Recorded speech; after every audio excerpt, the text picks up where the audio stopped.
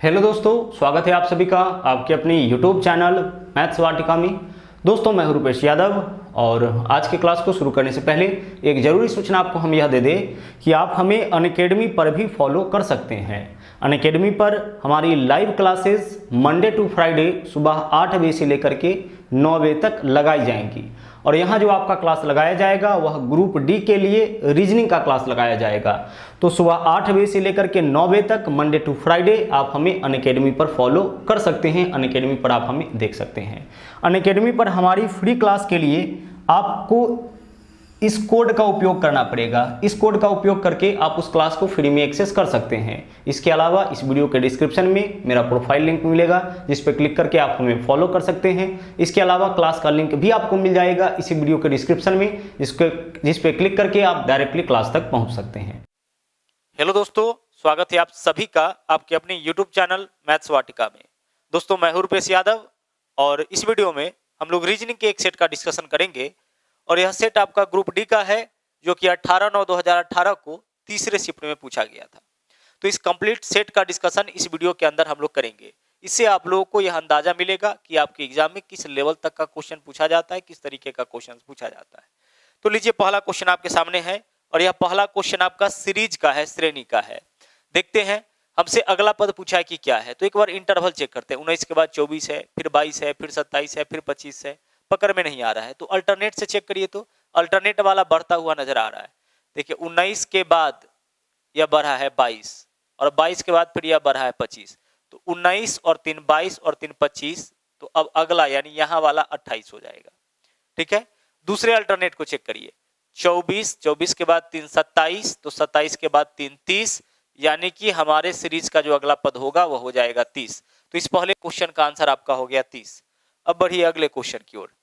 अगला क्वेश्चन है आपका कि दिए गए प्रश्न को पढ़े और निर्णय करें कि निम्नलिखित में से कौन सा कथन प्रश्न का उत्तर देने के लिए पर्याप्त है। प्रश्न क्या है हमारा? बॉक्स में पिरामिडों की संख्या कितनी है। प्रश्न यही है कि बॉक्स में कितना पिरामिड है। इस क्वेश्चन का जवाब देने के लिए कौन सा कथन पर्याप्त है हमें यह बताना है। तो बॉक्स में कुछ पीले, कुछ लाल और नीले रंग के पिरामिड है। चलिए ठीक है। बॉक्स में 6 पीले, 7 लाल रंग के पिरामिड है और कुछ नीले रंग के पिरामिड है। हमें क्या बताना है इस क्वेश्चन में? हमें बताना है बॉक्स में पिरामिड की संख्या बताने के लिए। तो पिरामिड का संख्या बताने के लिए कुछ पीले, लाल और नीले रंग के है। तो इससे तो पता नहीं चला कि कितना पीला है, कितना लाल है, कितना नीला है। दूसरा में बोला है कि पीला 6 है, लाल रंग 7 है और कुछ नीला। तो नीला वाला का तो संख्या नहीं पता चला। अगर नीला वाला का भी संख्या पता चल जाता तो सबको हम ऐड कर लेते तो पिरामिड का संख्या निकल जाता। तो यह दोनों ही जो आपका कथन है इससे हम लोग अपने आंसर तक नहीं पहुंच पा रहे हैं। हम लोग पिरामिड के संख्या को नहीं निकाल पा रहे हैं। इसलिए हमारा आंसर होगा 1 और 2 दोनों ही पर्याप्त नहीं है। दोनों के हेल्प से भी पिरामिड का संख्या कितना है इस बॉक्स में हम नहीं निकाल पा रहे हैं। चलिए आगे बढ़िए। अगला कथन और धारणा से है। कथन क्या है? मानव स्वास्थ्य के लिए हमारे पर्यावरण के प्रमुख तत्वों की सुरक्षा महत्वपूर्ण है। अब धारणा वही, देखिए कथन के अनुसार हमें धारणा चुनना है तो वही धारणा सही होगा जो इस कथन का सपोर्ट करे। ठीक है, इसके विरोध में ना जाए। तो पहला देखिए क्या है, हमारे स्वास्थ्य के लिए स्वास्थ्य हवा में सांस लेना और पेयजल की प्रचुर आपूर्ति होना और वस्तुओं के हानिकारक प्रभाव के विरुद्ध सुरक्षा मौलिक है। चलिए यह तो हमें चाहिए, यह जो है इसका सहयोग कर रहा है। मानव स्वास्थ्य के लिए जो पर्यावरण के बारे में बोला गया पॉजिटिव, इसमें भी पर्यावरण के बारे में कुछ पॉजिटिव भी बोला गया है। 2, जीवाश्म ईंधन के व्यापक घरेलू और औद्योगिक दहन के कारण बड़ी मात्रा में धुआं, सल्फर, यह तो आपका है ना, यह तो आपका मोड़ ही अलग है, इसका तो लॉजिक ही अलग है। तो यह आपका गलत हो गया। मतलब केवल धारणा एक अंतर्निहित है। तो आंसर आपका विकल्प सी हो जाएगा। अगला चलिए, अगला क्वेश्चन देखिए क्या है। यह आपका क्वेश्चन सिलोजिज्म का है। कथन के हिसाब से वेन डायग्राम आपको बनाना है और फिर निष्कर्ष बता देना है। निष्कर्ष वह होता है जो निश्चित सत्य होता है। तो पहला है कथन कुछ पैंट डार्क है। तो जो भी पैंट है ना, जो भी पैंट है उसको क्या बना देना है? डार्क। अच्छा, कुछ पैंट को ही, तो पैंट का कुछ हिस्सा जो है वह डार्क के साथ कॉमन कर लिए। इस कथन का काम कर लिए। इसको देखिए, सभी डार्क कोट है। अब जो भी डार्क है, यही डार्क था ना, इस डार्क के बारे में क्या बोला है? कोट है। तो डार्क के ऊपर से कोट होगा। अब निष्कर्ष निकालिए। कथन के हिसाब से हम वेन डायग्राम बना दिए। अब निष्कर्ष निकालिए कि कौन सा निष्कर्ष सत्य है। निष्कर्ष वह होगा जो निश्चित सत्य होगा। पहला, कुछ पैंट कोट है। पैंट का देखिए कुछ हिस्सा कोट के साथ है, यह निष्कर्ष सही है। सभी कोट पैंट है। कोट पैंट कब होता है? जब कोट के ऊपर से पैंट। यह निष्कर्ष गलत है। तो केवल निष्कर्ष एक सही है। क्या करना है, वेन डायग्राम आपको बनाना है, किसके अकॉर्डिंग, कथन के अकॉर्डिंग, और वेन डायग्राम की हेल्प से फिर हम लोग अपना निष्कर्ष निकाल लेंगे। अगला क्वेश्चन है आपका, यह आपका नॉन वर्बल है। निम्नलिखित प्रश्न आकृति की श्रृंखला में प्रश्न चिन्ह के स्थान पर कौन सी उत्तर आकृति प्रतिस्थापित करेगी, यह बताना है। ठीक है, यहां पे हमें बताना है कि कौन सी आकृति प्रतिस्थापित होगा। कैसे पकड़ेंगे, देखिए एक बार इसके रोटेशन को चेक करिए, ओमेगा वाला से चेक करिए। ओमेगा पहले यहां था, अब यहां पे आ गया। ठीक है, तो क्या करता है, एक स्थान अगले, एक स्थान आगे बढ़ जा रहा है, यही तो कर रहा है ना, एक खाने आगे बढ़ रहा है। यहां से यहां पे आया, देख लीजिए इसमें आया है ना। अब अगला में देखिए, फिर से एक स्थान आगे बढ़ के इसमें आ गया, तो हमारा आंसर होगा उसमें, या कहां पे आ जाएगा, यहां पे आ जाएगा। तो ओमेगा वाला इस स्थान पे किस विकल्प में है, इसमें तो नहीं है, इसमें भी नहीं है। ठीक है, सी और डी दो विकल्प में है। अब आगे चलते हैं हम और आगे पकड़ते हैं, इस दोनों में कंपैरिजन करते हैं कि क्या क्या सेम है। चलिए यह सेम है तो इससे तो नहीं पकड़ेंगे, यह भी सेम है तो इससे भी नहीं पकड़ में आएगा, इससे पकड़ा जाएगा। अब इस दोनों में से कोई एक अब हमारा आंसर होगा। तो अब चेक करते हैं प्लस माइनस भी वाला के लिए क्या करता है ना। स्टार वाला को तो छोड़ दीजिए, इससे तो नहीं पकड़ पा रहे हैं। प्लस माइनस भी को अगला में क्या कर रहा है, अगला में प्लस माइनस साथ में कर दे रहा है। ठीक है, प्लस माइनस कर दे रहा है, यानी जो अलग अलग है उसके बदले में केवल प्लस माइनस। तो उसी तरह से यहाँ पे प्लस माइनस भी है तो अगला में केवल प्लस माइनस, तो उत्तर आकृति हमारा डी हो जाएगा। उत्तर आकृति डी यानी कि ऑप्शन डी भी हमारा आंसर हो जाएगा। अब आगे बढ़ते हैं, लीजिए यह अगला क्वेश्चन आपका है एज से, आयु संबंधी से। क्वेश्चन क्या बोला है, पिता की आयु पुत्र की आयु की 4 गुनी। पिता यानी कि फादर का जो आयु है वह पुत्र की आयु का 4 गुना। तो पुत्र का आयु अगर 1 तो पिता का आयु कितना, 4। आगे 20 वर्ष में उसकी आयु उसके पुत्र की आयु की 2 गुनी। पुत्र की आयु की 2 गुनी, यानी पुत्र का आयु 1 तो पिता का आयु 2। कितना वर्ष में, 20 वर्ष में। तो 20 वर्ष बाद की बात यहाँ पे किया है कि 20 वर्ष में यानी कि 20 साल बाद पिता की आयु पुत्र की आयु की 2 गुनी हो जाएगी। अब ऐसे क्वेश्चन को सोल्व करने का देखिए तरीका क्या होता है। अगर दो व्यक्ति की आयु का दो अलग अलग समय का अनुपात दिया जाए और इससे व्यक्ति का आयु निकालना हो तो इसका तरीका यह होता है कि पहले इसको बैलेंस करिए। तो बैलेंस करने का तरीका है कि इसके अनुपातिक अंतर से इसमें गुना और इसके अनुपातिक अंतर से इसमें गुना। तो 2 और 1 में अंतर 1 का है, इसमें 1 से गुना करेंगे इतना ही रह जाएगा। बट 4 और 1 में 3 का अंतर है तो इसमें आप 3 से गुना कर लीजिए। अब करिए 3 से गुना, 3 दूना 6 और 3 एकम 3। ठीक है, चलिए पहला ड्यूटी तो आपका यह हो गया। अब आगे अब चेक करिए, यह पिता का वर्तमान आयु है और यह 20 साल बाद का आयु है। तो वर्तमान आयु में और 20 साल बाद की आयु में अंतर देखिए तो अनुपात में कितना का है, 2 का। पुत्र के वर्तमान आयु में और 20 साल बाद की आयु में अंतर देखिए तो कितना का है, 2 का। तो पिता और पुत्र दोनों के वर्तमान आयु में और 20 साल बाद की आयु में अनुपात 2 का अंतर, जबकि वर्तमान आयु और 20 साल बाद की आयु में अंतर कितना साल का होता है, 20 साल का। तो अनुपात 2 का वैल्यू 20 तो 1 का वैल्यू कितना हो जाएगा, यहाँ से अनुपात 1 का वैल्यू हो जाएगा 10। 20 से काटेंगे, 20 को काटेंगे 2 से तो 10, अनुपात 1 का मान 10। अब हमसे क्या पूछा है, दोनों का आयु। तो दोनों का आयु ऊपर वाले से निकालेंगे, यह तो 20 साल बाद का है। अनुपात 1 का मान 10 तो अनुपात 4 का मान 10 चौके 40 वर्ष, तो पिता का आयु 40 वर्ष। अनुपात 1 का मान 10 तो पुत्र का आयु अनुपात 1 यानी कि 10 वर्ष। दोनों का आयु पूछा था कि क्या होगा, तो पिता का आयु 40 वर्ष और पुत्र का आयु 10 वर्ष हो जाएगा। ठीक है, चलिए आगे बढ़िए। बोला है कि निम्नलिखित श्रेणी का अगला पद क्या होगा।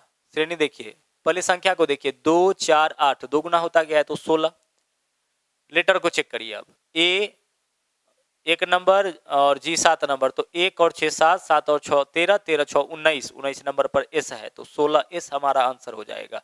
16S यानी कि विकल्प डी आंसर हो जाएगा।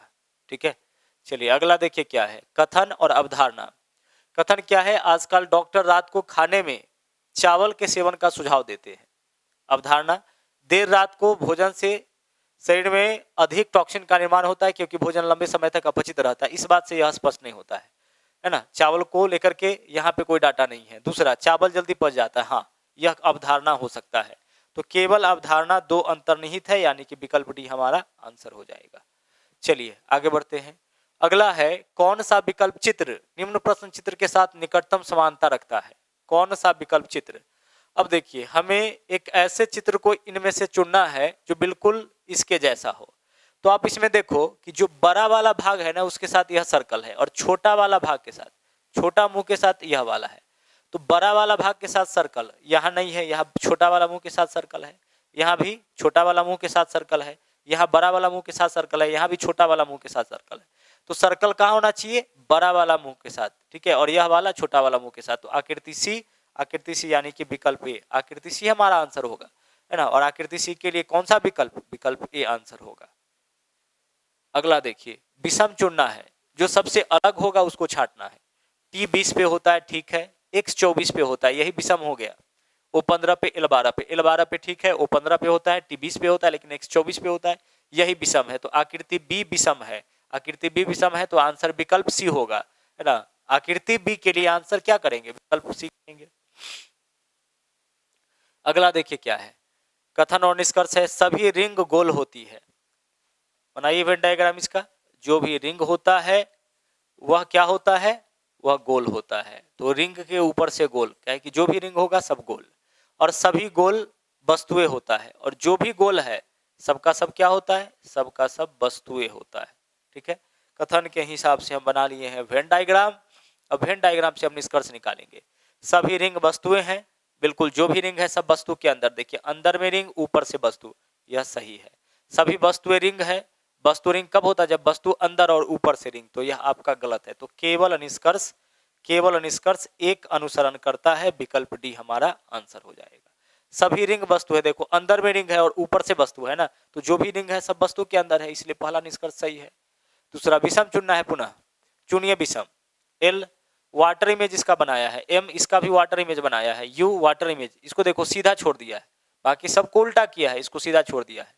तो ये जो आकृति डी है ना, वह सबसे विषम है, और आकृति डी के लिए कौन सा विकल्प है? विकल्प बी। आकृति डी सबसे विषम है, और आकृति डी का आंसर क्या होगा? विकल्प बी। आकृति डी को विकल्प बी रिप्रेजेंट कर रहा है।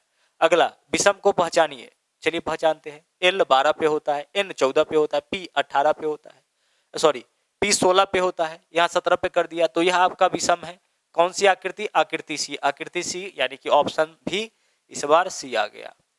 अगला देखिए, अगला हमें क्या बताना है? प्रश्न चित्र में दी गई दोनों आकृति में कौन सी आकृति बनाई गई है?